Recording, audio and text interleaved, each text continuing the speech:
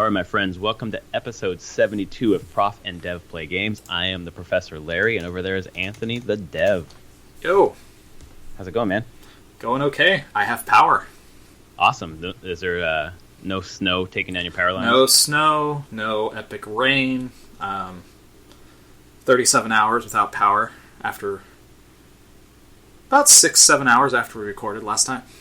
That's so it was like 4 a.m. Woke up, right. Power went out, and then it wasn't until 37 hours after that did we get power back, and then another like almost day before we got internet back. So for heat, you're burning. Oh yeah, wood stove. Just yeah. Cooking on the wood stove, burning the wood. Like really? Oh yeah, camping in the house. Yeah, pretty much. So how did your kids react to that? They were typically fine with it during the day. They got bored at night. They want to watch episodes, and it got dark, and they're like, "What do we do?" We're like, "That's well, like this isn't fun." And they're like, but it was cold in the morning. They didn't want to get out of bed.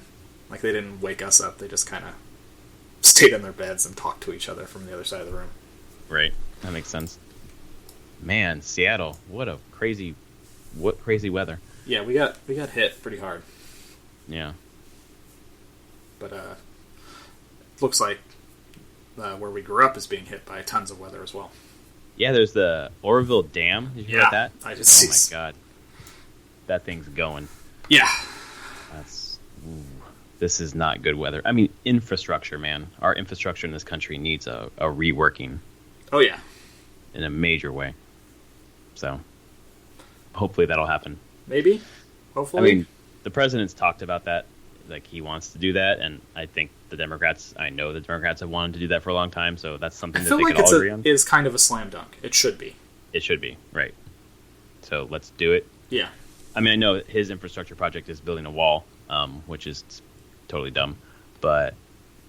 honestly, that might happen. Who knows? It still has to be approved by budget and everything. Yeah, as I say, he can say that he wants it. Right. He can do that as much as he wants. He doesn't actually get to spend the money. That's right. Well, he's put together the most executive orders in history, like for a president. It's just like kind of a little bit of a king going on here. But he's trying. He's trying. I don't think the Congress is going to approve a $22 billion boondoggle. Basically, they'd be hard pressed. It'd be a very hard fight to get that to be approved. Right. So.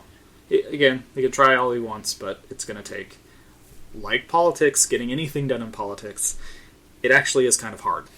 Right. Well, luckily we have 3 branches of government, although 2 of them are kind of working in concert right now. A little bit, yeah. We'll see what the first time they actually... They won't always. Yeah, no, absolutely not. So in this episode, we've got a bunch of kind of a random smattering of news. We're going to start talking about Greenlight and then talk about some... Destiny 2 and Overwatch and South Park. And somewhere in the episode, we're going to give away a Steam key for Rise, Son of Rome. So stay tuned for that. Somewhere in the episode, that key will be available for your ears. But let's start with this Steam Greenlight news that you kind of have a lot to say about. As a dev, it was announced on Friday. Valve put out a release saying that they will be removing Steam Greenlight and replacing it with Steam Direct. So for people that don't know, Greenlight is, unless you're a major publisher, to get a game on Steam, you would have to present it through this Greenlight process, which is putting up typically a trailer, screenshots, description of your game, and then the community of Steam users, if they can actually find the Greenlight page in there, can vote on the game if they would buy it or not. And through some magical, mystical black box that Valve has, games get approved to be on Steam. You don't actually know what you need. You don't know how many votes you need. You don't know how many people need to see it. Like, you just don't know. So you just put it up there, and eventually you get through, usually. But so it's always been kind of black magic. Don't look behind the curtain type stuff, and they started out really strong years ago with it and put it like front and center on your main page. It was like, hey, vote on, here's 10 Greenlight games, vote on them. And then With the first Discovery update, they removed that and kind of hid it under the Community tab. So it's Community Greenlight, and that's where it's live now. And yeah, most people don't see it ever. I couldn't find it when I was trying to do vote for your game. Yeah, I really had a hard time. It's clearly Valve just was like, this isn't working, and it's not working for them because there's so many games are getting approved to come onto Steam, like thousands upon thousands of games, way more than they had when they started the process. So you're getting a lot of shovelware through, a lot of just junk that's not selling, and just cluttering up, which is one of the main reasons that they're doing the Discovery updates, to try to push better games to people, or games that you would want to actually buy. Right. So Greenlight basically failed for what it was trying to do, and they're killing it and doing Steam Direct, which is going to require first to create your Steam partner account, and to do that now you actually need proper company documents and tax documents for your company.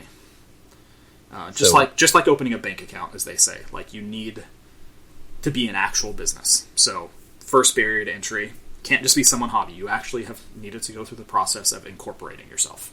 Right. That's what my question was going to be. Like, for example, if I ever did this, made like a visual novel, I can't put it up here on Steam without all of that. Yes, you would first need a company. Wow. So, which I've created a company. It's not actually the hardest thing. You've done it too. Yeah. Right. Yeah. It's not the hardest thing, but it's a barrier. You have to, like, okay, I'm going to be a business. What do I need to fill out for what the state... Yeah. And then the next step, for each game you put up, you have to put up a recoupable fee. And it'll be recoupable over your sales. So once you put it up, you will get that money back once you make that much money. So if the fee is $5,000 and I sell $5,000 worth of product, I'll get $10,000? Yes, you'll get the money back. Got it. Okay. Or something like that. Not specific, but they say it's recoupable. You will get the money back if you're successful. Right. They've basically said that the range will either be between $100 and $5,000. That's a big range. $100 is what it is now to put a game in Greenlight. Mm-hmm. Which the whole they're like, if we put money on there, it'll at least keep people from putting stuff up, less shovelware. That hasn't really stopped many people. $100, it's the same as like getting a iTunes dev account. So, me personally, I think they should go about $1,000.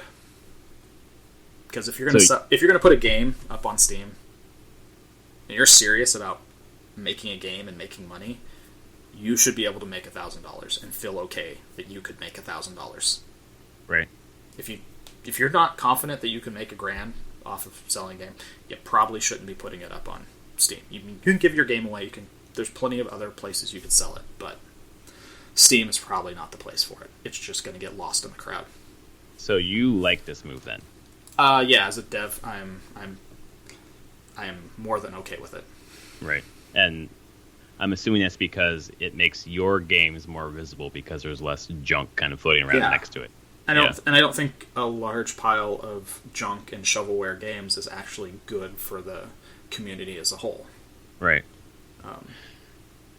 Because people will get burned buying these cheap, crappy games, or honestly, it also lowers the quality bar where you see people go like, well, I paid like $1 for this crap game. I'm not going to pay $10 for that. I can just buy a bunch of these shovelware like games, whatever. Right. Your game looks like this game, and they don't know what the quality is of your game. Yeah.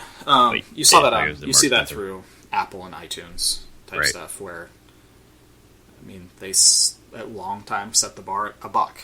It's like, oh my god, you're selling the game for $5? That's stupid. I'm not going to spend $5 on your game. I'm just going to $1 on this game, even though it's like a really, really awful game. Well, and people had the same reaction or a similar reaction when Mario Run was set at $10, which to me seemed reasonable because I'm not really in the mobile ecosystem, but people just lost their minds that it was too expensive. Yep. Oh my god, $10 for a game. Holy hell. A game that was, to me, clearly worth $10. I think probably $15, to be honest. Yeah. That race to the bottom really hurts. It does, and I think Especially Valve is trying to kind of also fix that. But Right. for myself, as like a person doing this as a business long term, yeah, I wouldn't mind the barrier being a little bit higher. Like I said, if you just want to get your game out there, there are plenty other distribution platforms where you could just put your game up, and yeah, maybe that won't be Steam where everyone's looking at it, but honestly, the people on Steam weren't going to see your shovelware game anyway, your hobby game. That's right. We're playing other games or bigger games. Well, especially it being known for being able to get cheap AAA games on those sales or whatever. You're right. So it's as a developer, I'm ready for this thing to happen. The business side of it is the biggest. I'm like, honestly, the fee could even be $100, but the fact that they're requiring people to prove their company, is actually probably the bigger barrier than anything. Right. More than the fee, which you get back anyways. Yeah. Because you get to. It takes a while to incorporate and to get all the paperwork done right. Mm-hmm. And I think a lot of people won't do that. They'll just be like, I don't want to deal with that. Yeah. Kind of thins out your competition without you having to do anything. Yeah. It's probably kind of nice. For me as a consumer, I like that because when I'm trying to navigate Steam, I just really have a hard time figuring out what games, I don't know, that getting through the crap to find the good games. And not just like, it's easy to know what the AAA good games are, but there are indie games too that are good, and sometimes it's hard to navigate the system here. Like I just clicked on, I don't know what the fuck this is. I just clicked on the store just to see what was on the front page, and the top new game is called Bloody Boobs. Imagine you're a beautiful young girl with a tasty body, and it can mean only one thing: you're perfect for human sacrifice for an ancient god. Might be a great game, but also it might not. Yeah. Wow. Are you looking at it right now? Yeah. Wow. Just pause the podcast, everyone, and just go to Steam and look up Bloody Boobs. Not to pick on a game. And that made it through Greenlight. Right, that's kind of what I'm... Yeah. It's a $3 thing. It's just completely just one dude. Yeah, it's just one guy. Edward Balashov. Yeah. Eastern European, clearly. Right. At least heritage. Wise, at least. I'm making generalizations, but usually game devs of that. Eastern European has a very large portion of shovelware. Right. You turn it out and you make a little bit of money, and that's enough money. Yeah, all you need to keep doing. Like, they don't need to make it that much. Right. Which has been one of the indie game. Some of the comments from people from Eastern Europe and different parts of Asia, they're going like, "You put $1,000 fee, we can't make money off that. Like, that's months of we could live on." Wow, the reviews for this game are pretty bad. So I think that's the thing that I would like to see gone the most. I think the market can determine what's good and what's not, and like it doesn't offend me that games are terrible that are on these platforms like PSN or Steam or whatever. But to have a game where it's just like all of them are just negative reviews, like no one likes the game, Steam could stand to curate a little bit, I think. Yes. And I still feel like they don't really want to be straight curating their stuff. Like, the company, Valve, is very... like a heavy hand. They don't want to have a heavy hand. Not like Apple. So you get things like Bloody Boobs. And I don't think Valve will necessarily take it back. But with so many negative reviews, I have a feeling this will not bubble up just for anybody to see. Their algorithms will push this game down. So it's weird that it showed up like this. The first thing that I saw. I know. I don't know why. I don't know. Popular new releases. I don't know why how popular new releases is actually figured out. It's hard to say. It's not curated. I know that. Yeah. So for some reason that broke their algorithm somehow. I guess. there's definitely something to be said for like everything should be on the marketplace and people can just decide what they want or not.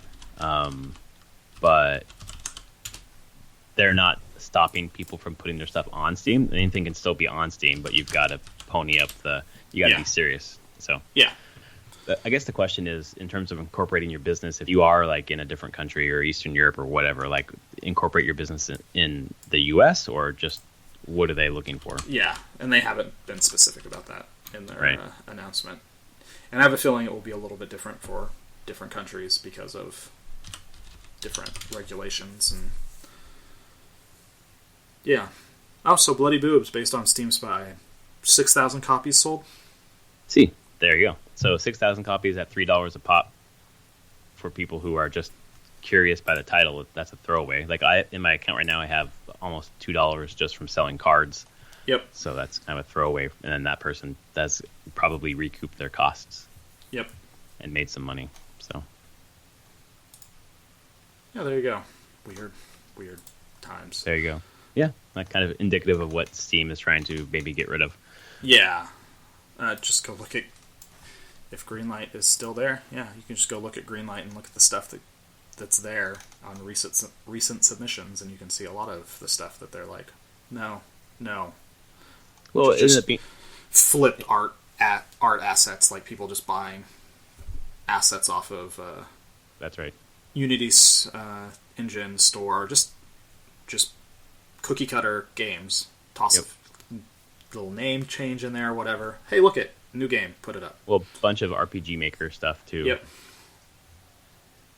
Yeah. Which could be good, who knows? But I mean, it's nice. Like one game that I got recently, it's basically Tyranno Builder visual novel studio. Yeah. I'm messing around, or I want to mess around with it to kind of do a visual novel. Yeah, but not for like Steam or anything like that, but like for my kid. Like I'm planning out this thing for my kid. So that's, it's kind of nice to like, if you do something that is really good, you kind of put it on the Steam. But having the barrier of entry be higher means that people, if they did something in their free time like that, would have to think twice about flipping it onto Steam. And that, I think that does improve the quality more than anything else of what's on there. So that's, for me, it's fine. So yeah, I mean, that came out of nowhere on Friday, and what's the community reaction? Like you said that it's mixed. It's very mixed, and it depends on who you talk to. I feel like a lot of the like professional developers are completely okay with it. Hobby developers are flipping their shit. Yeah, right. And so, and honestly, people in these poor parts of the world that are making games are kind of flipping their shit too. Right, because that's like how they live, is making these like $3 games. Right, it's adding exponentially to their costs. Yeah, so, but again, who knows? It hasn't been clear how it's going to work there or what the plan is, but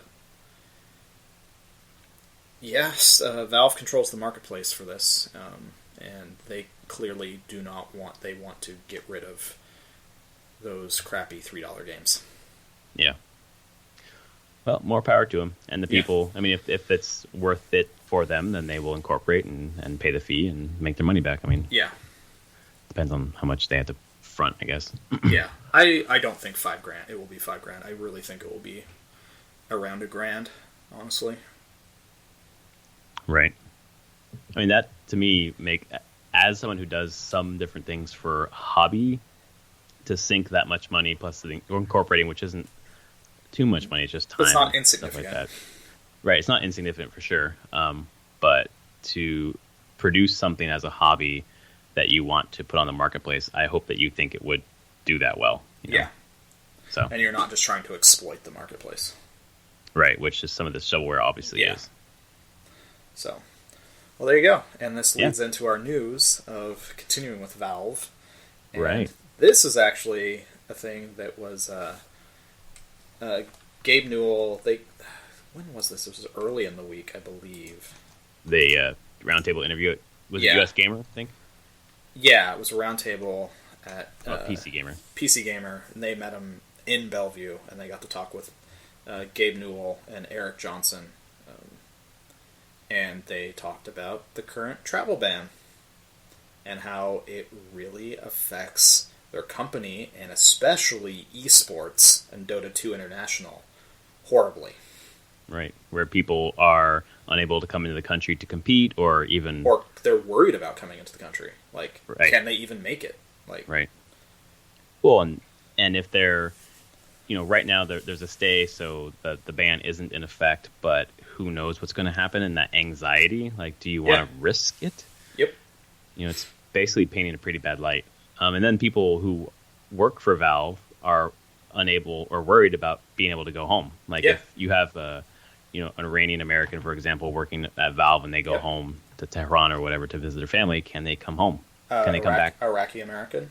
Yeah, there you go. Right. I know Valve employs, Microsoft employs a large number of Iraqi programmers and developers. Right. I have a good friend he is one of 2 white Caucasian males on a team of like 20, and the rest of them are from all over the world. Some Iranians, Iraqis, I think even some Syrian, like, that escaped early. Yeah. They were computer science programmers. Because guess what? Technical people are all over the place. Right. And he's like, my team is, and like, a ton of them are like, well, we're not leaving the country. We're staying right here. Because screw this. We don't know if we'll get to come back. Yeah, it's just the problem with such a monolithic policy where you don't just say, like, certain people we've identified from Iraq, for example, cannot come to the U.S. because of terror ties or quote-unquote terror ties. Like, I think that would be a much easier sell to the American public, but to say no Iraqis at all, unless you're Christian Iraqis, like, it's putting blinders on the fact that in whatever culture you're looking at, whatever country you're looking at, there are people of all stripes. Like, there are terrorists, there are American terrorists, there are American good guys, there are American bad guys. Like, every country has everything. Yeah, it's unreal. It is unreal, and it's a huge, like this Valve thing points out, it's actually really damaging to tech companies. Yeah, absolutely. It actually is. There's a reason why Apple and Amazon and Google and Microsoft filed a brief in the Washington and Minnesota's case on the stay, arguing against it because it's hurting them financially. Well, and with that, we're the public universities, at least in Washington, which is hurting us too. Like, I have students who are not here because of this, and like, in my profession, my lifeblood is immigrant students and refugees, immigrants, international students, and with that spigot kind of going dry, like, there's a real possibility that I won't have a job in 2 years, because of this craziness. So, on a selfish side, like, this sucks because I won't have a job, this is a job that's supposed to be guaranteed for my life. And I've put everything into that. So it's, on that level, it's really sad and frustrating. And then just forget me, what it's doing to families and people and the anxiety for the country. And, Yeah, one of the guys at Microsoft that is Iraqi, he's getting married in like a month or something when this thing hit, but his family couldn't come to the wedding now. Right. If this thing was in, like, he was learning, he was freaking out because it's like none of his family, like, they wanted their families there because they had a lot of traditions, family traditions to do before the wedding, and the family, they're like, if this is in place, my family can't come. Like, what do we do? Do we have the wedding? Do we not? Do we just hold off indefinitely? It just wrecking his life, and he's an upstanding U.S. I mean, I guess he's not a U.S. citizen. He's here on a work visa for a tech company, but he's made his life here in the Seattle area, getting married here, the whole thing. Like, he's wanting to work at Microsoft and is upstanding. It's like, well, sorry, you're screwed. Enjoy that. You can't do the things you want. Yeah, think about the brain drain. Like, there are international students who are here at, prestigious universities who are planning on working in tech when they graduate, or in other areas, who are saying publicly now, like, I'm out of here as soon as I get my degree. Like, I'm taking my expertise somewhere else because this place is turning into something different than what I thought it was. It's hostile to me. Why would I be here? Absolutely. There can be other places in the world that will treat me better. Right. And they can have my expertise. 300 Canada. miles north of where I live. 150 Absolutely. miles north of where I live. Well, I think part of this article from PC Gamer, Newell is hinting at doing some of these events in Canada. I mean, they're... Oh, yeah, he said he would. Like, he's hinting. It's like, if we can't make sure that the people that want to compete, like in the Dota 2 International in the U.S., they will move the event out of Seattle. They don't want to, because Valve is based here. They like doing it at Seattle, because everyone in Valve can be here. It's easy for them to set up and do, but it's more important that they run the event openly for everyone than it be in the U.S. Right, and that's taking away tourist dollars from the Seattle area. The international is huge. Right, it's just, there was something I read about, like the response to terrorism, like terrorists or people who would attack America for whatever reason, kind of tickle our chin, and to fight them, we punch ourselves in the face. Kind of. I mean, the whole point of terrorism is what we're responding to. Like, it's the events are supposed to be shocking, but it's supposed to it's terror. It's supposed to make you inflict much deeper wounds. Right. Yeah, you just think about the leverage that the leverage that a small attack does, which, when people die, it's obviously terrible, and even one life is too much. But the overreaction is much more damaging to the country. And that's, obviously if you are a person who has a loved one who died in one of those attacks, nothing can be worse than that. But if you take a more holistic or global look at it, it's just us. We're terrorizing ourselves at this point. Yeah, I look back from whenever we were younger, and I just feel like everyone's just way more scared about everything. Right. Like, you don't even see on a basic level of running around as kids. I ran around my town all the goddamn time. Yep. Like, hey mom, going to small town, whatever. That would never fly now. Ever. Yeah. Even here where I live, which is a smaller town, like, I have my yard I can go out in, but it would be looked down, very frowned upon, just be like, alright kids, just go play. Yeah, you can ride your bike over to your friend's house that's down the road a little bit. Like, no. It's just this, I just felt it. I'm just like, over the last few decades, there's just been a lot of fear instilled into our culture. Yeah, and there's a statement that I read about kind of an open democracy or an open society where the only way that you can really kill it is by suicide. Yeah. And we're on that road, and I hope we don't go that far. But there are some actors who are moving us toward that road, and one of them is named Steve Bannon, who's part of the White House cadre of anti-Semites and racists. But there's a news article that popped back up about Steve Bannon. This popped up from Boing Boing, which got it from Wired, which was during the campaign. He was part of the IGE company, who was basically doing gold farming. Wow, sold gold farming. Sold just tons of gold and like in-game currencies for not just WoW, a bunch of games, but they were like this big gold farming company, and he ran it. So just want to drop this real quick, just to let you know that anti-Semite in the White House was always been a he was. Yeah, I mean, he's a big banker before that, Goldman Sachs connections and things like that. Like, Breitbart was only his latest thing. Right. Failed writer, failed movie writer, script writer, right? Something like that too. Like all sorts of documentarian. Tons of stuff that you're just like, man, everything you touch just crashes and burns. Did you see that tweet from Jermaine from Fly the Conchords? Can't remember his last name. No. He said Steve Bannon failed documentarian, Donald Trump failed TV host or something like that. Adolf Hitler failed painter. Right. Yeah. So can we just please support the arts? It's true. That is, I did actually see that one. It's like, yes. If people have a good creative outlet, it might be better. Right. But Well, for those of you listening right now who need a nice outlet, I've got a game for you, and it's Rise, Son of Rome. This is a Steam key. Rome eventually basically committed suicide, so we're hoping that by giving away this game, America won't follow suit.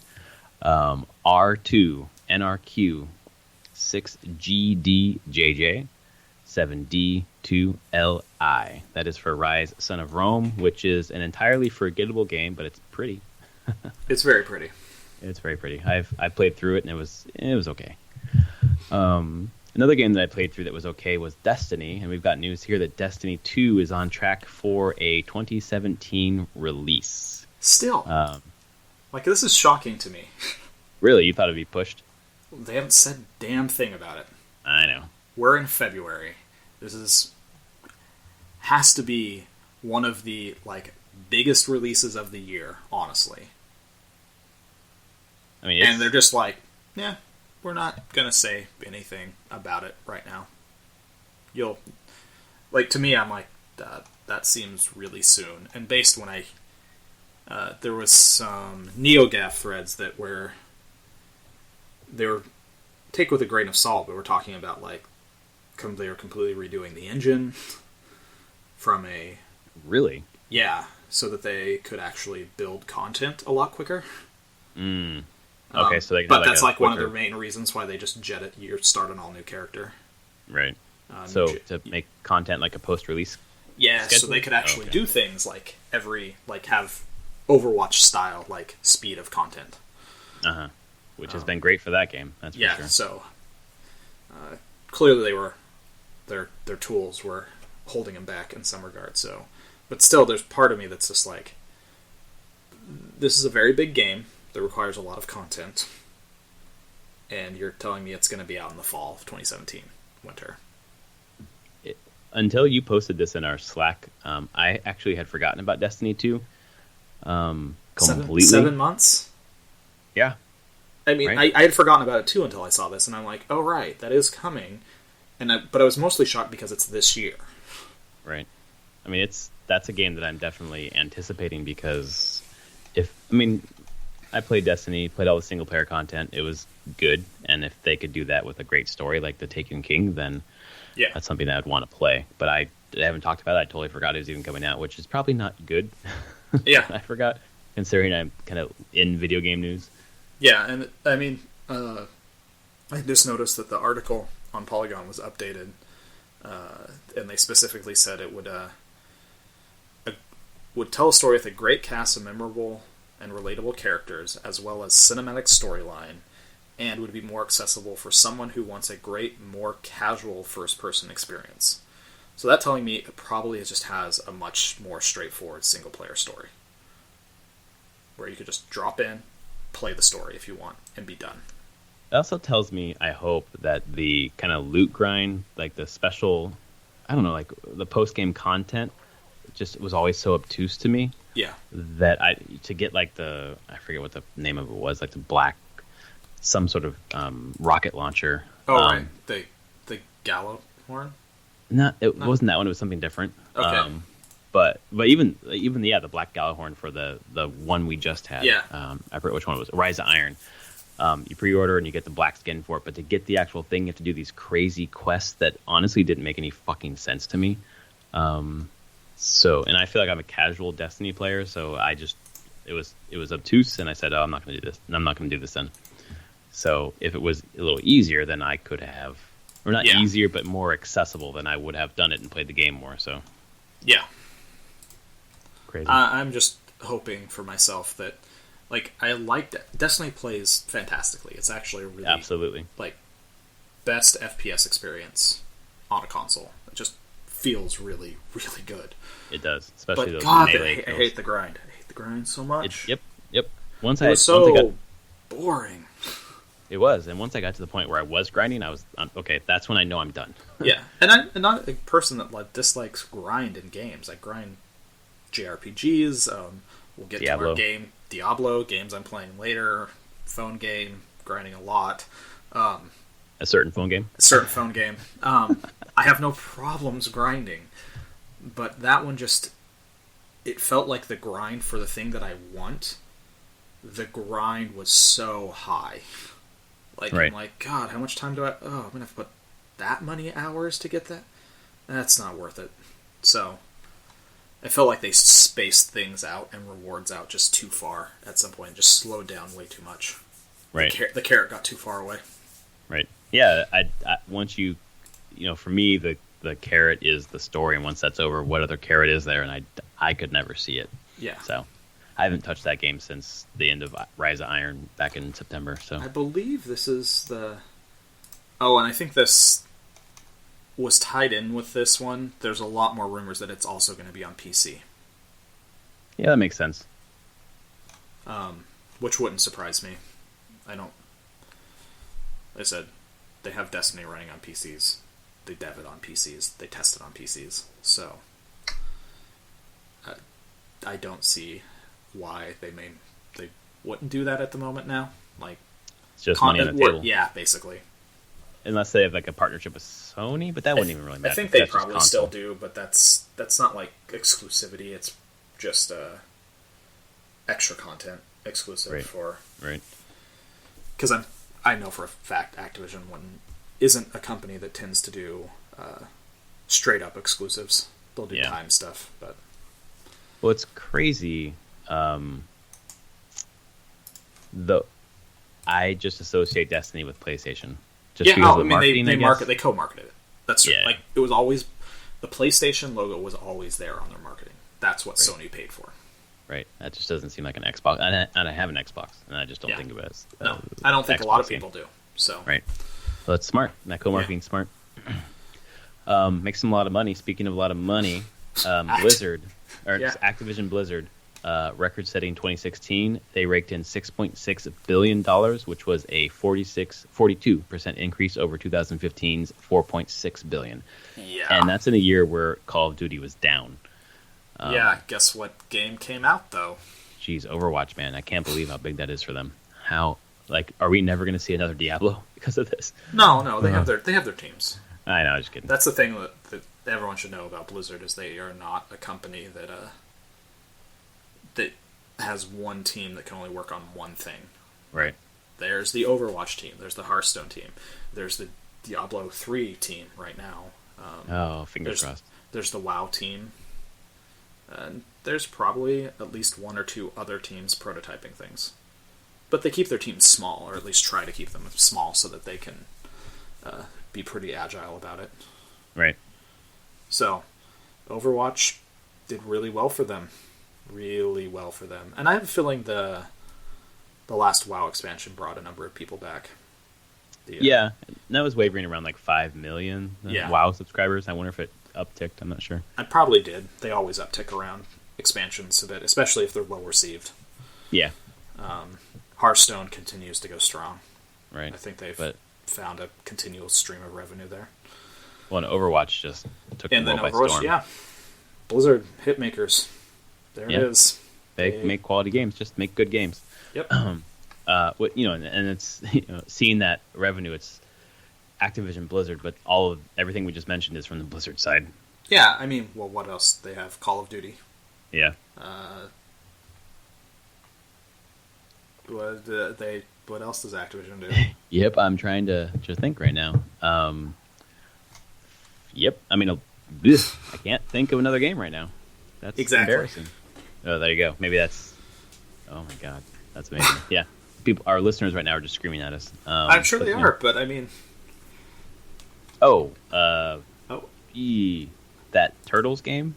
Wasn't that Platinum Activision or something? It could have been. Yeah. So, there you go. I don't think the Turtles game was the thing that brought the revenue this year for them. No.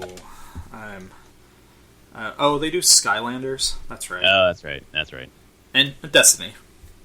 Oh, yeah, duh. We were just talking about it. What the hell? But, I mean, that's not out yet. And they released some content last year, but I have a feeling it was not out. Destiny was not, like, a major seller for 2016, I bet. But it was the top seller for the month it came out in the digital PlayStation Store, at least, which, it's a fall game, so that's saying something. Yeah. I think most of their games, like their big brands, just have continuous sales, and then you drop a game like Overwatch in there that gets another chunk of sales. And guess what? You increase your profits by 42%. Right. So yeah. So this yeah, news and story you're was right. from Turtles. Turtles totally see, there. Knew it. Yep, that high selling game that they ripped out of the marketplace like 6 months later because it was they probably lost their license, but that was just crap. 44% Metacritic. Oof. Yeah, it was real bad, and I was looking so forward to that. Quick aside here: this news story we just read is from Game Informer. Yeah. I think it's interesting on their website. They show the views, how many page views they have for the articles. But I bought my first Game Informer article or issue this month. The cover issue or the cover of the issue was Breath of the Wild. Yeah. It's such a rad issue. Like the digital issue, like it's really well put together. But there's just so much Zelda stuff. I haven't been ever excited for a Zelda game. This is my first one that I'm so excited for. So just an aside there. Nice. Next story is also about Overwatch. Overwatch is getting... There's an update now in the public test realm, I think is what it's called, PTR. Yep. And I was trying to pull what else is coming out of this update. Server browser. They're basically making capture the flag mode more permanent. It looks like it. Yeah, they're going to People put it in like arcade. it, so... It's so good. That's basically all I played. And there's some hero updates. On is getting some updates. The thing that stood out to me the most was Bastion is getting some updates that make him stronger, and I already thought he was strong, so that's interesting. I don't play it enough. I've heard a lot of people say that that he's lower tier. Really? Like easy to deal with, and like on the more competitive side, you don't see him played in ranked, really. Oh, that makes sense. Yeah, because he's more of like a easy for someone who's new to pick up and kind of power through some people who don't know how to play, but you can easily counter him. That makes sense, I guess. Yeah. So some updates to characters, some map balance changes. Nothing really stands out to me. But there was a tease for a new character buried in the update, apparently. Really? Doom Fist. Have you heard the rumors of Doom Fist? No, I haven't. The rumor is that it's going to be voiced by Terry Crews. That would be amazing. It would be amazing. I hope it's true. Oh, please be true. So yeah, just more new stuff for Overwatch. So it's great. To hold you over. Hold you over until South Park? Yeah. Which may never come out. Ever. So the news story from Polygon is that South Park: The Fractured Butthole is delayed again. It was supposed to be out December 6th, and then it got pushed to Q1 of this year, and now it's pushed to sometime before April 2018. Sometime in the next fiscal year. Yeah, and people... Okay, so they made the first game, which got delayed a bunch, Stick of Truth, with Obsidian, I think it was. Yep. And then they moved on to Ubisoft San Francisco, and people were saying, well, they finally learned, Trey and Matt have learned how to make a video game that's going to be, tight and on time, and nope. I bet you they just scrapped everything and started over. Really, that's what happened with the first game. I bet you they're just like, no, we need these things where the jokes aren't landing anymore. They're too old. We need to do new stuff. Yep. That's crazy. So it takes a lot more time to make a video game than it does a half an hour cartoon TV show that they can put together days before if they have to. That's exactly what they do. They kind of wait till the last second to do it. So yeah, I bet you there's some sort of issues happening between them and the studio they're working with, which happened with Obsidian. So anyway, just wanted to throw that news out there. Stick of Truth was okay. I didn't like it that much, so I could care less about this news. But I know there are people who are just furious. Of course, a delayed game. But yeah, right. It'll be out eventually, and we have a ton of stuff to play in the meantime. Yes, we do.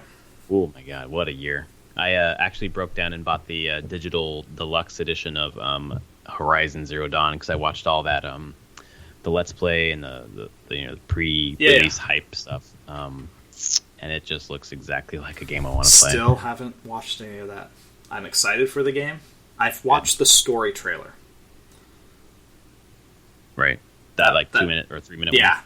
Yeah. It was an ad in front of a YouTube video I was watching, and that I was like, all right, I'll watch this. Got to the end, I was like, thumbs up, I'm in, it's cool. And now I'm just going to go in blind. Yeah, I think if I were like you, I would have done the same thing, but I had actually decided not to get it. And then just kind of was curious to see if maybe I should change my mind, and I definitely did. Robot dinosaurs. Sold. Well, that's it. That's it? Yeah. It's just a mix of Shadow of Mordor and The Witcher for me, and that's it. That sounds really good.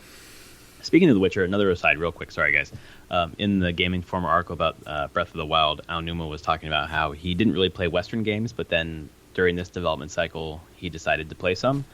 And he played Skyrim, and then he played Witcher and Far Cry. And he said those things were kind of in the back of his mind as he was working on this game. Like he didn't say that there were. He said there weren't like really any direct kind of homages to those games, but that they were in the back of his mind when he was kind of solving some problems that he was working on in the game development cycle. So it totally makes sense. As a developer, you look at whenever you're working in a specific genre, and open world being one of those genres. Yeah, you play the big popular open world games. And if you have a problem that you're trying to solve that you can't crack, you look at what other people did. And you adapt it for your game. You don't typically just wholesale just take it, but you adapt it for what your game plays. But, man, I am not shocked when I've seen videos of Breath of the Wild. Yeah, it definitely has a certain feel of Western open world games. Right. Well, and there's a conceit in the game that kind of lifts from Assassin's Creed, which I'm surprised to see in a Zelda game, to be honest. So it's just, oh my god, I had to go. I told you, but after reading all the information about Breath of the Wild and having beaten Final Fantasy 15, was looking for something else to play, decided to jump back into Wind Waker HD and finally beat that game, just to kind of scratch the itch a little bit, because I have a rash. Well, I need to scratch it. Well, with that, let's just go into the games we're playing. So, sure. Wind Waker HD for you. Oh my god. So, the story with Wind Waker HD is that my save file is 2 years old, and I got to the Triforce quest, and I got the Triforce piece from the Ghost ship, which was like the third piece I needed to get, and I just turned the thing off. I was like, this Triforce quest sucks, and I know that they upgraded it for HD, that it's better than the GameCube version. Yeah. Like the GameCube version, when you go through whatever rigmarole to get the chart, and then you use the chart to go get the Triforce piece, at least in HD, you just get the Triforce piece for the most part. So last night I was like, you know what? I'm psyched for Breath of the Wild. I have Wind Waker HD here. I'm going to load up a guide, and I'm just going to go find the ones that I'm missing. And the thing that sucked is that I didn't know which ones I was missing, so a couple of them I went through, and I had already gotten them. But it only took me like an hour and a half. And I got them, and I'm on the final. I'm in Ganon's Tower now. Like, I should beat this game tonight or tomorrow, unless I'm terrible at video games, and I don't think I am. And it's just, I looked at my time played for that game, and I've put 34 hours into that game, and it is just breathtaking. That game is amazing. And I just can't imagine what Breath of the Wild is going to be. But playing Wind Waker HD has rekindled my love for the Wii U. I haven't played it that much because I usually play my PS4. But man, Nintendo games are just fabulous. Really good. They can be. Unfortunately, the Zelda franchise, I felt, went downhill after Wind Waker for a little bit. Not a fan of Skyward Sword? Not a Skyward Sword or Twilight Princess. Yeah. And Skyward Sword, unfortunately, I feel is worse than Twilight Princess. So this is... It was definitely a trending down until you were talking about like A Link Between Worlds and stuff that we're doing there. But they're like console stuff. Console releases. The big console ones just definitely didn't. Wind Waker was a high point, and then it just kind of dropped off there. And I'm hoping Skyward Sword, not Skyward Sword, Breath of the Wild is kind of that return to form for the console versions. And are you on media blackout for that game? Not completely. I mean, I've watched the trailers and stuff, but I definitely don't want to get anything spoiled over like the overall story. I like right now where I have the mystery from the last trailer of like what's really the setting. Like clearly Hyrule's been destroyed, but clearly there's also some time travel stuff going on, or flashback stuff going on. So I'm wanting to stay kind of in the dark on that mystery as much as I can, even though I'm not going to get the game right away. Right. So we'll see how well that happens. But yeah, I'd say it's like at least 6 months to kind of not find out that stuff. But I just won't read articles on it. Yeah, that's why I don't really want to say more about what I read in Game Informer. But it's, from what I've played of the Zelda games, obviously it's still a Zelda game, but there are some departures that might be positive. I'm looking forward to when you come down here. Did you buy your tickets yet, by the way? No, I just got transferred a bunch of money, so now I'm going to. So when you come down here, I just want to just give it to you with the new save file and just go play. Yeah, have fun. It just looks so good. These next 2 weeks are going to kind of drag, I think. Yeah, a little bit. So another game I played was Fire Emblem Conquest. I've been playing a bunch of heroes just like you, and pulled a couple of higher level characters, which was nice. But it really just gave me the itch to go back and play real Fire Emblem because it's shallow. It's fun, but it's shallow. So I dug into Conquest and kind of read a guide about how to approach Conquest because it's harder than Birthright. And the 3 or 4 times that I've attempted Conquest, I just keep losing characters, and I hate losing characters. So I decided to be smarter about how I play and kind of group up and be a lot more strategic. And I'm doing pretty good now. I haven't lost anybody yet. Nice. And I'm 4 or 5 chapters in. So it's just, it's Fire Emblem, but harder, which is kind of fun.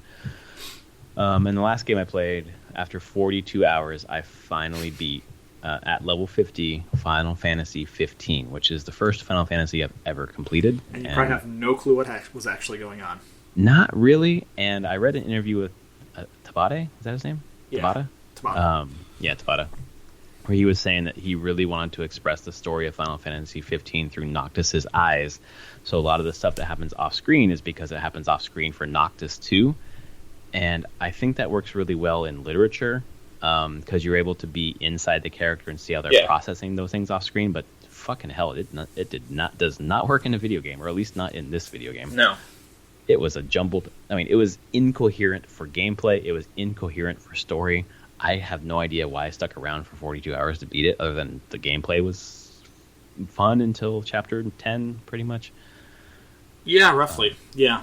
And then it starts definitely funneling you. Yeah, and you're, at that point, you're, 33 hours in. You're like, well, I'm going to beat the game now, even though I could have just walked away, but it's the sunk time. You're like, I've invested enough into this. I need to know what happened, at least. Right. Feel like this is done. Right, and at the, spoiler alerts for people who haven't played Final Fantasy 15 yet, I think we'll talk a little bit about the story. So maybe click ahead about 5 minutes, but the end where Noctis and Luna are kind of on the throne. Yep. That's like them in the afterlife, right? Yes, that's what I basically, because that confused the hell out of me, actually. Me too. I was like, what is going on? What didn't I? But yes, reading some explanations and stuff, it's like, no, this is like, him in the afterlife. Right. It even confused my wife, who didn't play the game, obviously, and didn't watch very much, but she watched a little bit while I was playing, and she said, that guy getting married right now, didn't he just die? Yeah. Aren't they both dead? Yeah, well, she didn't know about who she was. Yeah. But yeah, I thought it was cool how the pose that happens with her is like the Final Fantasy logo, 15 logo, but then Noctis comes into it, and then it changes your save file at the end, and the opening screen. That's well done. I thought it was really well done. But Arden, I understand who he is, and there was no emotion for me, and I thought that the boss fight with Arden was just really easy, just kind of spamming warp striking, basically. Yeah, it wasn't a climactic fight at all. No. And after Chapter 13, I wanted to play Chapter 13 before they patched out the nonsense. Oh my god, that drug on and on. It's just long. I actually, as a chapter, I'm like, it could be okay if they just cut it down by 2/3. Right. It's not necessary for it to be that long to get across the point that it's trying to get across. Right. So I don't know. That was my biggest thing. I'm like, they can change any gameplay they want there. They just need to cut content out of there. Edit that shit. It needs to be trimmed down. felt like it was pretty obvious to me that they, around chapter 9 or so, we're going to finish this, and our budget is what it is, so we're going to split everyone up, and you're all going to do these things, and we're just going to kind of cobble them together. Yeah. And there's no. And I don't think it was even budget; it's just time. We have to release this, and right. this is what we're going to get. So let's figure it out. I imagine if they had another 5 years, everything would have been open world. I think so. Full open world between the cities. Right. Which would have been preferable, but then you're waiting another 5 years for this game. So yeah. And that beginning part is just really good. The open world part's phenomenal. I think I will go back and platinum it eventually. If I press through right now, I will end up throwing it. You need to step away for a little bit. Oh yeah. Yes. So that's what I've been playing. What about you? So without power for the first 2 days of this week, Monday and Tuesday, and internet, really, I sat and I played Fire Emblem Heroes. So much Fire Emblem Heroes.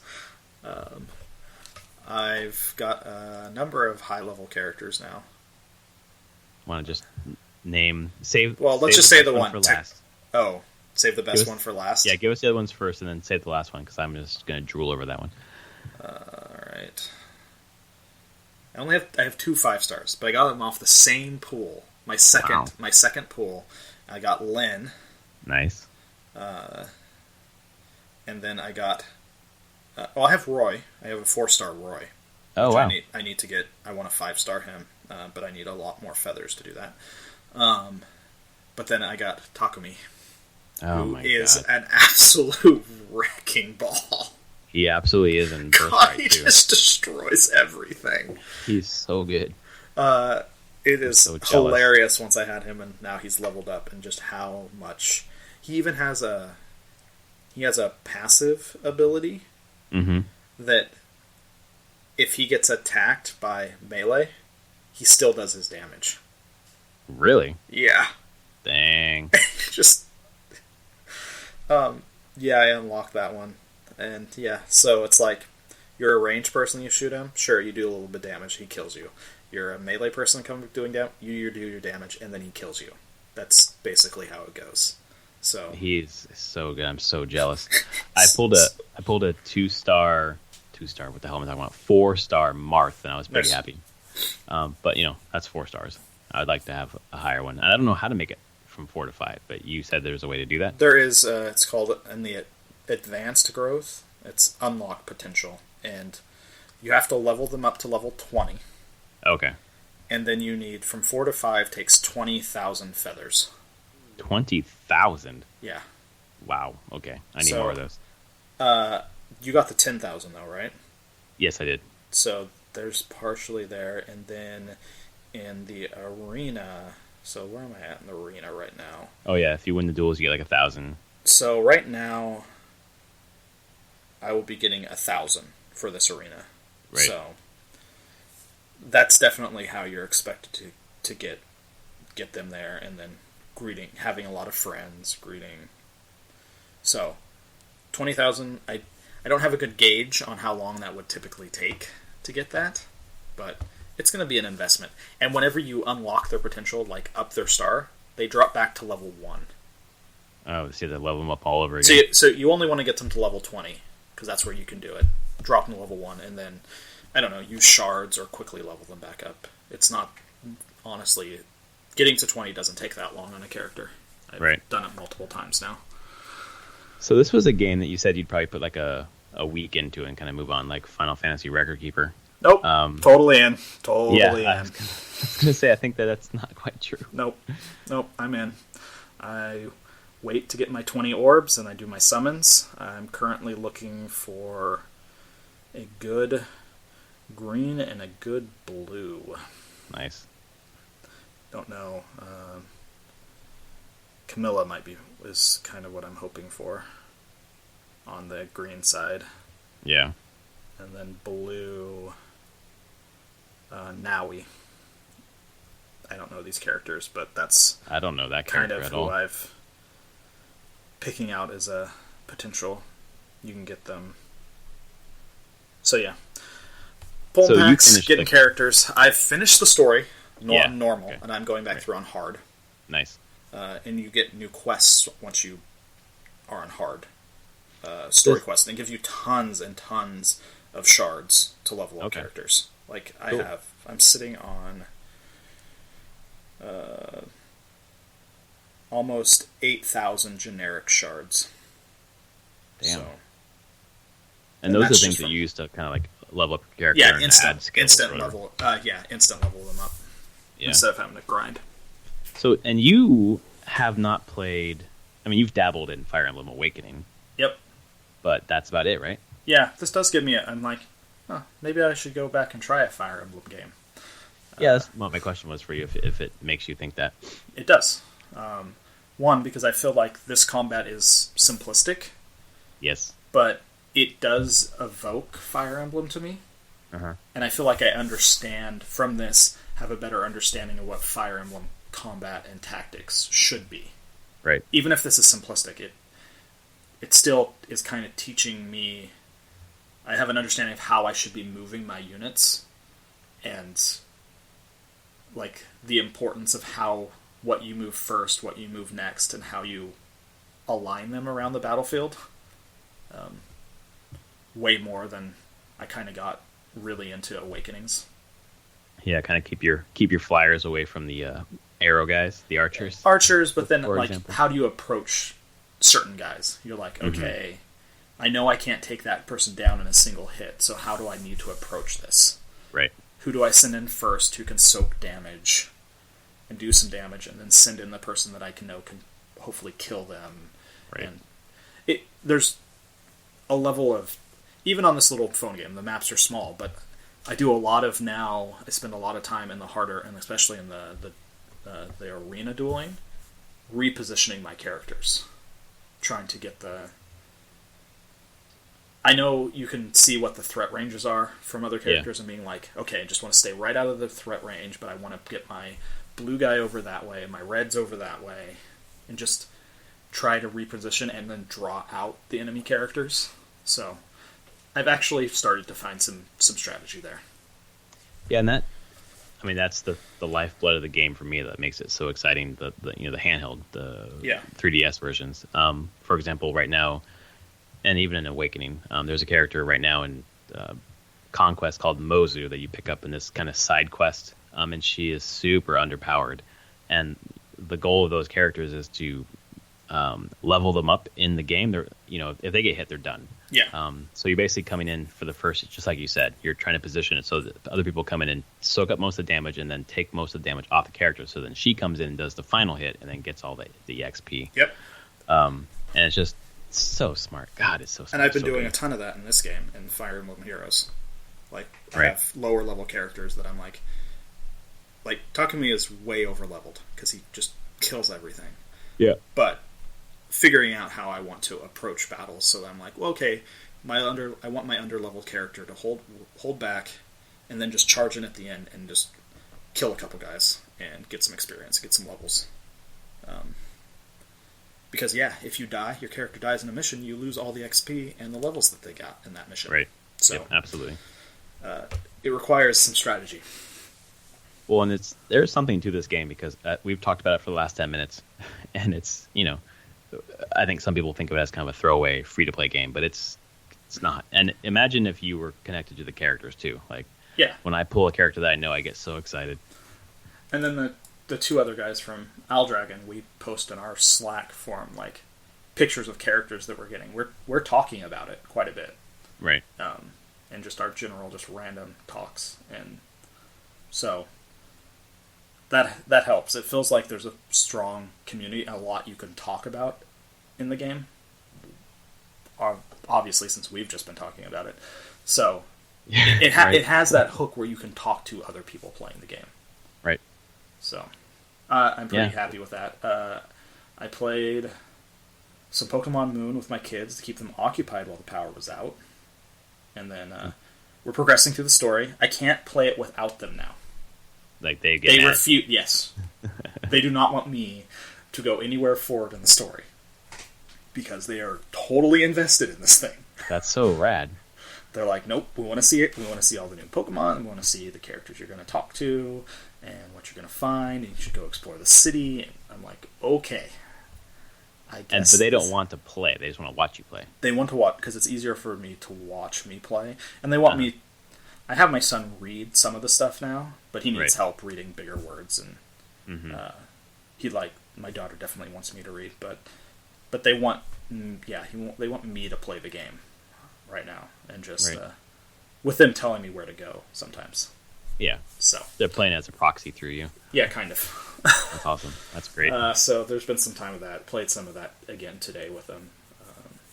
And then I played this other game called Shattered Planet, which was on my Steam wishlist. It's a sci-fi roguelike, and it was more like a $15 game, but it was on sale for like $2.50. So I was like, sure, well, that's a big discount. Why not? I'm just going to try it. I don't think I really recommend it. Mm-hmm. It's well put together. It's definitely not crap quality. And it's a roguelike, turn-based roguelike, like sci-fi, but it has some progress where you collect resources so you can go in with better equipment, more health, and things like that. I still haven't really... I only played it for like half an hour, but even that half an hour, I haven't found the depth of it yet. And roguelikes are kind of... You need that depth. So I need to... I feel like I need to play it some more, because it's not... Most of the reviews are generally positive. Not like glowing, but positive, so I kind of need to put a little bit more time trying to figure it out. But yeah, I mean, it's a simple interface. It's turn-based. You click where you want to go. It will show you a path that you'll take to go to the point you click at that you want to. And you click on guys that you want to attack. And you attack, they attack, you attack, they attack. Yeah. Yeah, it's like this tile-based game. I'm checking it out right now. Yeah. It's interesting. I was using mostly for its research. Just I like roguelikes. I like playing different ones. And the game I'm contracting for, Space Tyrant, is a 4X strategy game, but is borrowing a lot in its metagame from 4X games. From roguelike games. Right. Kind of trying to mash those genres together in some ways. And so it's just right on my alley right now, just seeing what different roguelikes do. So you're basically Aonuma, checking out what other games in your genre are doing. Yeah, that's good. Anytime I play a game, I'm checking it out, honestly. Like, it's very rare that I can turn my brain off from taking design notes while I play games now. Right. So, the life of someone who does this for a living. I hear that from people that make, like, filmmakers, directors, that they're like, nope, I can't watch a movie and not just turn my brain off. I just look at what the director's doing and, oh, that's a really cool shot. I wonder how they did that or that. And yeah. I think it's the same with writers as well, where you're, when I was heavy into short story writing, I would be reading, even just for fun, I would be taking notes in my mind. So yeah, I mean, once you understand a craft and I guess understand kind of the behind the scenes of it, you can't turn that off for the most part. Right, you can't stop seeing behind the curtain, basically. Yeah, which is fun. I enjoy it, but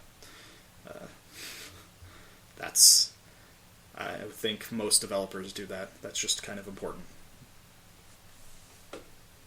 Especially when you're getting tax deductions for the games that you're playing, because that's part of your job. True. So, you better believe that I take that deduction. Yeah, no, absolutely. Speaking of taxes, we just did our taxes today, and it's very clear that I am definitely getting a Switch. Nice. Thank God. So it's kind of, no matter what they say now, like, I'm definitely on board because it's something that I can afford right now. So that's awesome. Yep, pretty happy. Looking forward to playing it, and just sitting on the couch talking to my wife today. I was like, by the way, my wife calls the Nintendo Switch the Nintendo Squish because she can't remember the name, so she calls it the Squish. So I was telling her about the Squish.